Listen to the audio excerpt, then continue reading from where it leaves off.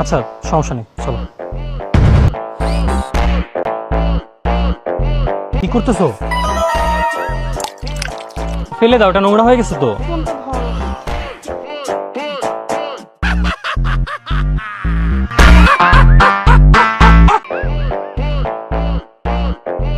খুব ভালো কাজ করছো।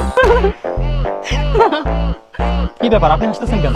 আপুটা কত বোকা, ভালো পানির বোতল দিয়ে নোংরা পানির বোতলটা পরিষ্কার করতে গিয়ে ভালো পানিগুলো নষ্ট করে ফেললো। আসলে ঠিক বলছেন, এটা তো আমিও চিন্তা করতেছি। কিন্তু আপু হাতটাই তো ধুলো না। হ্যাঁ মানে আপনার মতে এখন যে পানিটা আছে এই পানিটা দিয়ে হাতটা ধুয়ে ফেলবে, তাই না? এক্স্যাক্টলি, আমি এটাই বলতে চাচ্ছিলাম। ঠিক আছে, তাহলে হাতটা ধুয়ে ফেলো।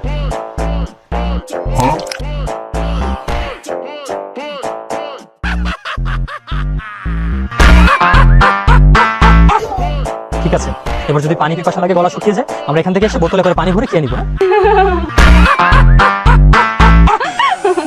আপনি আবারও কেন হাসতেছেন? ঠান্ডা পানি দিয়ে হাত ধুলে তো ব্যাকটেরিয়া মরে না, ব্যাকটেরিয়া মারতে হলে গরম পানির প্রয়োজন। ভাইয়া আপনি এক কাজ করেন, আপনি আরেকটা বোতল নিয়ে আসেন, আমি বোতলটা বাসায় গিয়ে নিয়ে গরম করে নিয়ে আসি। বাহ, দারুণ আইডিয়া। আপনার বাসা কি কাছেই? হ্যাঁ হ্যাঁ, এই যে আমার বাসা। তাহলে এক কাজ করেন, এক বালতি পানি নিয়ে আসলে একটু আমি গোসল করাবো এখানে। আচ্ছা ঠিক আছে, আমি বরং সেটাই করি।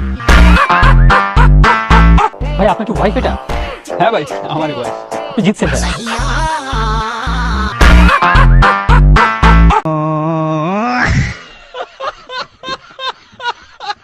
একদিন একটি ছোট্ট পিঁপড়ে জল তেষ্টা পাওয়ায় জল খেতে নদীর ধারে গেল। জল পান করতে করতে তার পা পিছলে গেল এবং সে ভেসে যেতে লাগলো। সে প্রায় ডুবেই যাচ্ছিল যে কাছের গাছে বসা পায়রাটি এইসব দেখছিল। পায়রাটির পিঁপড়েটির উপর দয়া হলো, সে গাছ থেকে একটি পাতা ছিঁড়ে নদীতে ফেলে দিল।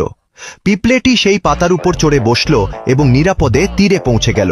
সে পায়রাটিকে ধন্যবাদ জানালো। কিছুদিন পর একজন শিকারী জঙ্গলে এলো। সে সেই পায়রার উপর জাল ফেলার চেষ্টা করল। এটা দেখে পিঁপড়েটা বুঝতে পারল যে তার বন্ধু বিপদে আছে। সে ছুটে গিয়ে শিকারীর পায়ে কামড়াতে লাগলো। যন্ত্রণায় শিকারী চিৎকার করে উঠল আর তার নিশানা ফসকে গেল। পায়রাটা উড়ে গেল আর বেঁচে গেল।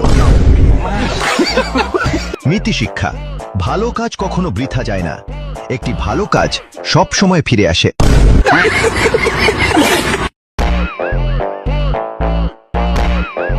আচ্ছা সমস্যা নেই, চলো।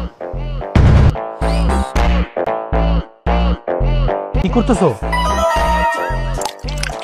ফেলে দাও, ওটা নোংরা হয়ে গেছে তো।